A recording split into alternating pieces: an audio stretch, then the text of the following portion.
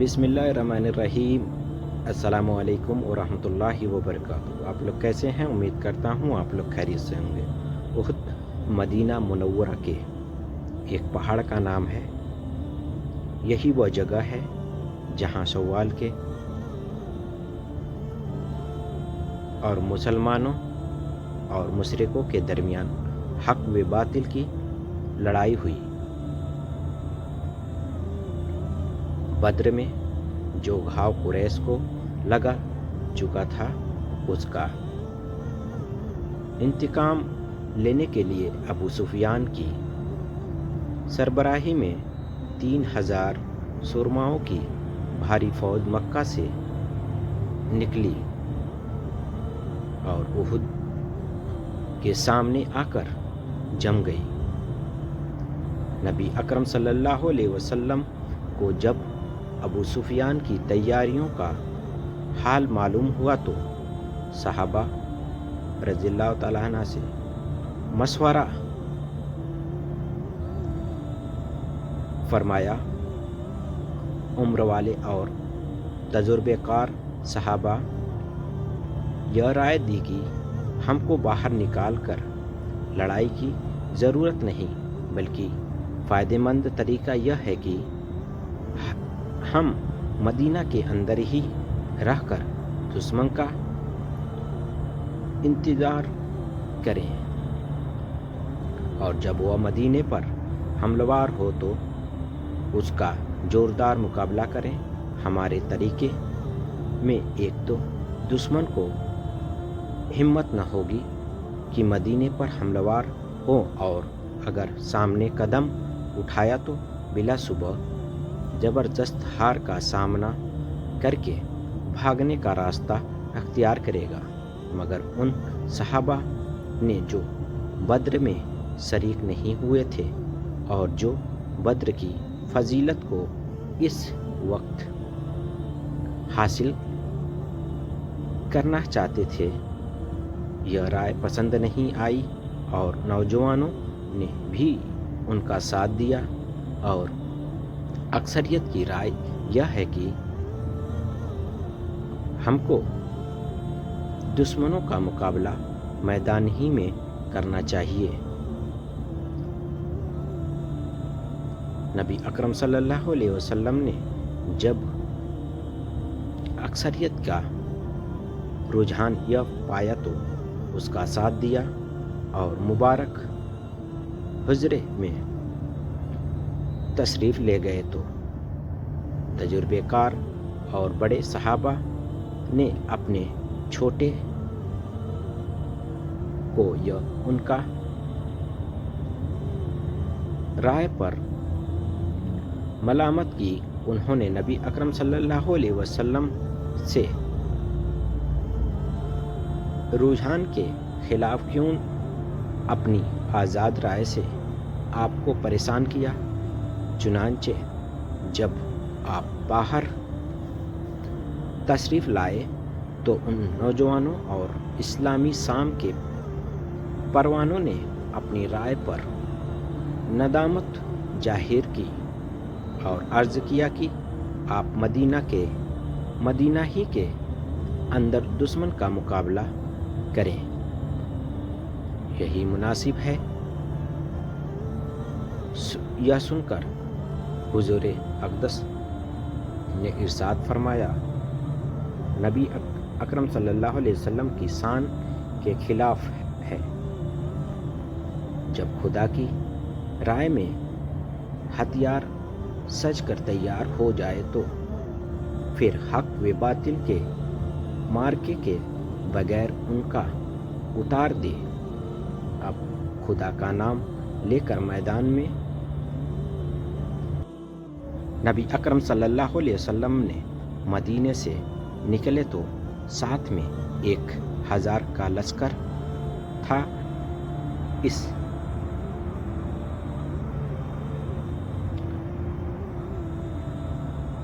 مدینہ ہی میں مکہ کے مشرکوں کے ساتھ سازش کر چکے تھے کہ پولیس مسلمانوں کو بزدل بنانے کے لیے یہ طریقہ اختیار کریں گے کہ پہلے مسلمان کے لشکر کے ساتھ نکلیں گے اور راہ سے ہی ان سے کٹ کر مدینہ واپس آ جائیں گے۔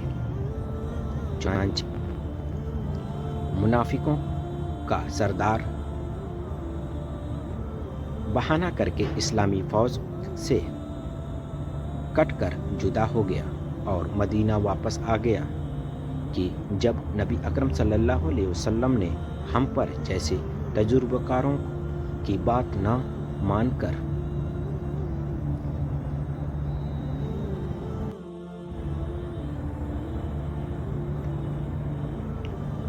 خام خواہ اپنی جانوں کی ہلاکت میں ڈالے، مگر منافقوں کا مقصد پورا نہ ہوا اور اسلام کے ان فداکاروں پر ان کے پلٹ جانے کا قطعی طور پر کوئی اثر نہ ہوا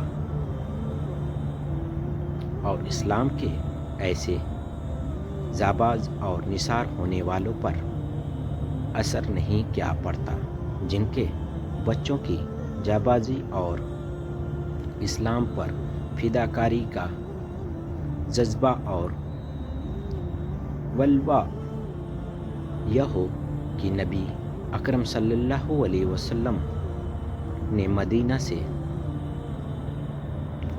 باہر جب اسلامی فوج کا جائزہ لیا تو اور کمسین لڑکوں کو واپسی کا حکم دیا تو رافع بن خدیج جو ابھی نوعمر ہی تھے، یہ دیکھ کر پنجوں کے بل کھڑے ہو گئے، لمبے قد کے بن کر جنگ کے سپاہی رہ سکیں۔ چنانچہ ان کی تدبیر کارگر ہو گئی۔ اسی طرح سمور بن جندب چھوٹی عمر کے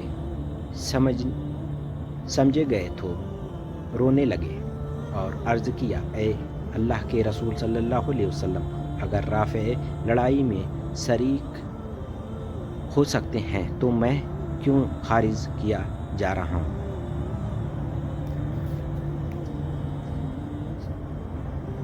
سمورا نے رافع کو پچھاڑ دیا اور وہ مجاہدین میں شامل کر لیے گئے۔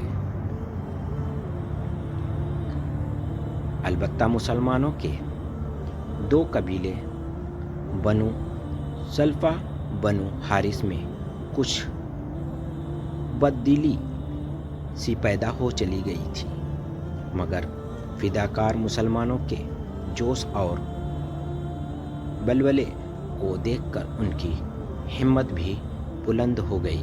نبی اکرم صلی اللہ علیہ وسلم اسلامی فوج کی اس طرح صفیں بنائی، احد کو پیچھے لے لیا اور 50 تندرجہ کو حضرت عبداللہ بن زبیر رضی اللہ تعالیٰ عنہ کی کمان میں پہاڑ کی ایک گھاٹی مقرر فرمائی۔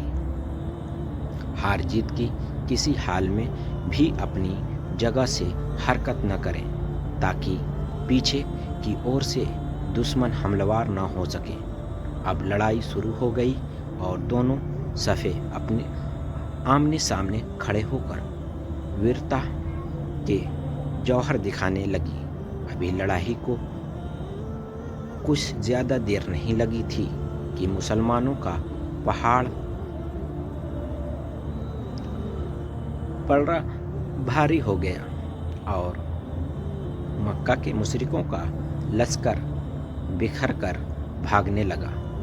لڑنے والے مسلمان نے جب غنیمت کا مال جمع کر کے ارادہ کیا تو تیراندازوں سے سب نہ ہو سکا اور وہ گھاٹی چھوڑنے پر تیار ہو گئے۔ کمان افسر حضرت عبداللہ بن زبیر رضی اللہ تعالیٰ عنہ سے بہت روکا اور فرمایا نبی اکرم صلی اللہ علیہ وسلم